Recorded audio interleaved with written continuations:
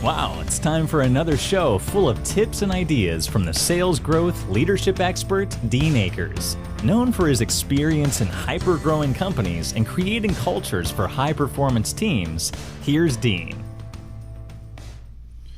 Well, welcome to the Adjunct CEO podcast and your host, the Selling Leadership Ninja. Today we should have a pretty cool show.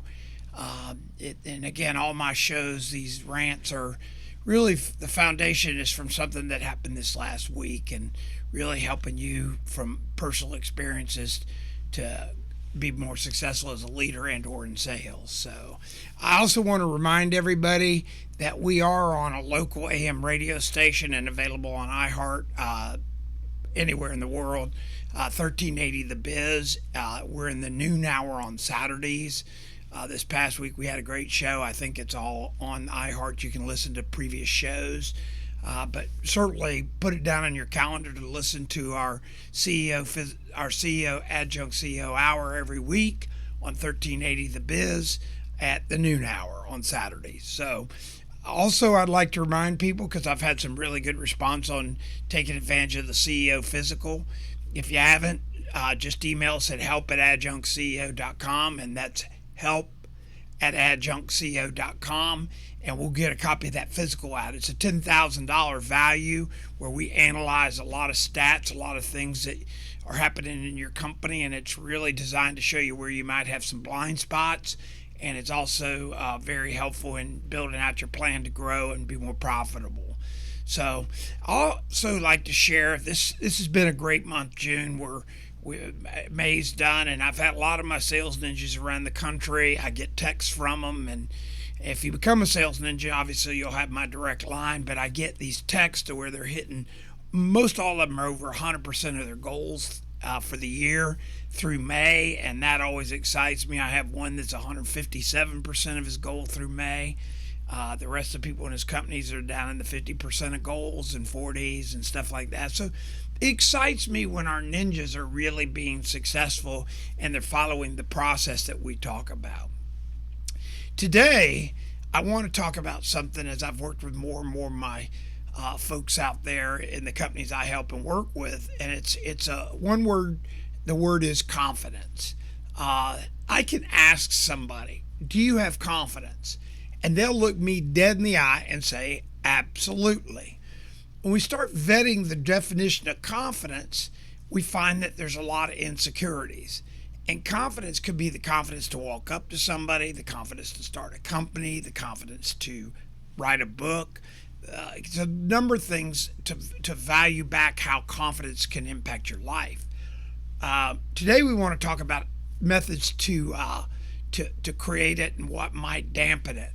I find a lot of people's confidences are molded when they're young, and it has a lot to do with their parents or their environment.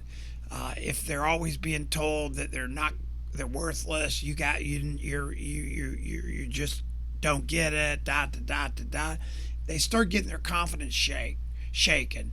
And as it gets shaken, it doesn't tend to grow out. And so when I'm working with people in companies and I sit with the CEOs or the sales teams, we start talking about confidence, and I ask them about confidence. I said, are you confident and do you use it? Well, like I said, most everybody says they are. So I start developing tests, and the test that I'll ask is I'll say, let's go walk up to somebody. We walk into somewhere, and I have them literally walk up to somebody and say hello and see how that interaction goes.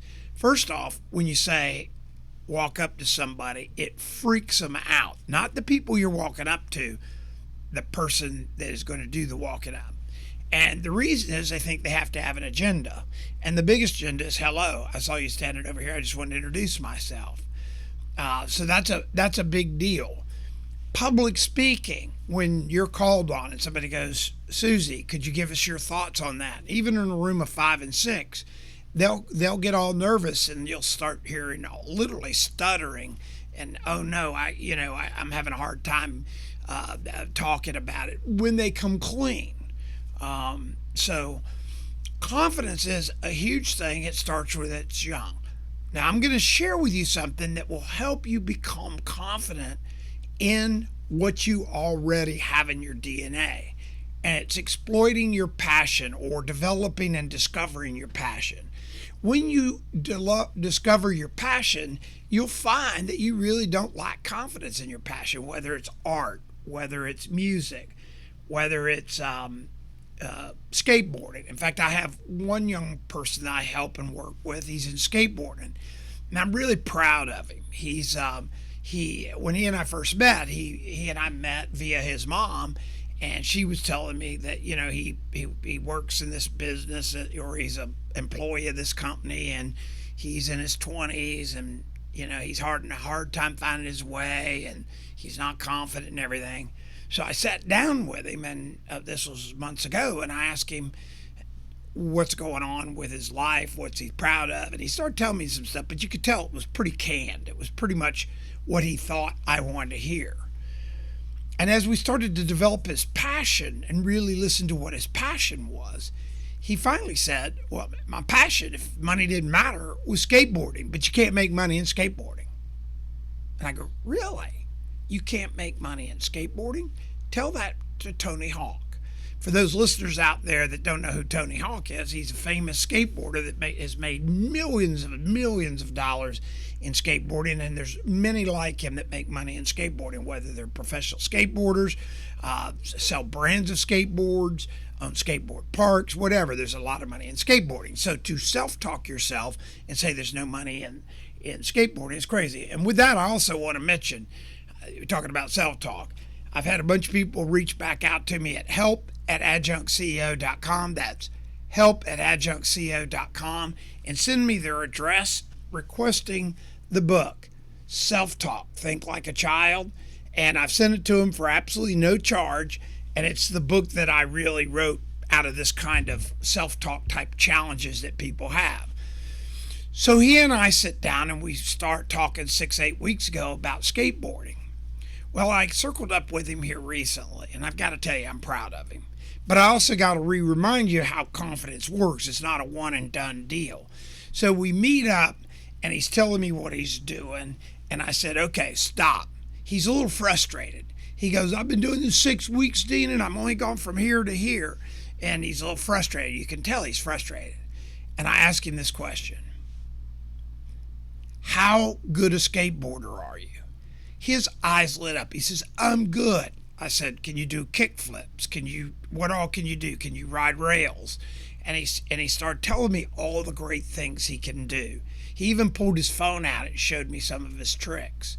And he's just really proud of his level of expertise and his passion for skateboarding, which is rightfully earned. He's obviously good at it, and that's his passion. So I asked him, I said, the day you skateboarded for the first time, how long did it take you from that first day to get to where you are today? And as most of y'all know out there, when I ask that question, the key is shutting up, which I shut up. And he looked at me, and I just stared at him. And he said,